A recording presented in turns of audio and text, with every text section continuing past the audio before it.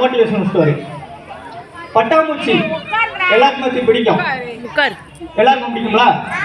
பட்டாம்பூச்சியே எல்லாருக்கும் பிடிக்கும். ஏன்னா அது கலர்ஃபுல்லா அழகா இருக்கு. ஆனா அந்த கலர்ஃபுல்லா அழகா மாறி அது பறக்கிறதுக்கு எவ்வளவு கஷ்டப்படுது சில பேருக்கு தெரிஞ்சிருக்கும். இருந்தாலும் சொல்றேன். முதல்ல வந்து பட்டாம்பூச்சி வந்து ஒரு புழுவா இருக்கு. அந்த புழு வளர்றதுக்குள்ளேயும் சில எறும்புகள் கடிக்குது, சில சின்ன பறவைகள் கொத்துது, எவ்வளவு கஷ்டப்படுது.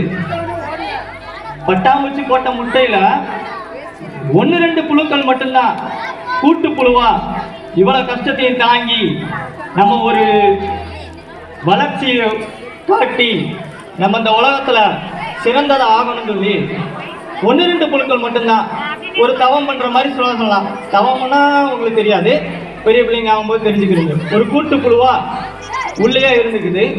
அதுக்கப்புறம் அந்த தவத்தோட வலிமையா கலர்ஃபுல்லா அழகான பட்டாம்பூச்சியா பறக்குது.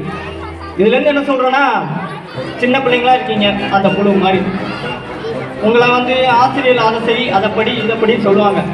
உங்களுக்கு கஷ்டமா இருக்கும், குத்தி சொல்றது தலையில ஏறாது. ஆனா நீங்க இந்த புழுவா இருந்து ஒரு கூட்டு புழுவா மாறி ஒரு 5, 6, 7 அப்படியே படிச்சு 10, 11 படிக்கும் போது அழகான பட்டாம்பூச்சிகளா ஒரு கலெக்டரா, ஒரு டாக்டரா, ஒரு இன்ஜினியரா எல்லாரும் ஆவீங்களா? அப்பம்போதுதான் நீங்க பட்டாம்பூச்சி ஆகுறீங்க. இப்ப நீங்க வந்து ஒரு புழு, இன்னும் கூட்டு புழுவா கூட ஆகல. அந்த பட்டாம்பூச்சியை நோக்கி, எல்லாரும் பட்டாம்பூச்சி பிடிக்குங்களா? அந்த பட்டாம்பூச்சியை நோக்கி உங்க பயணத்தை செலுத்துங்க. வாய்ப்பு கொடுத்ததுக்கு நன்றி.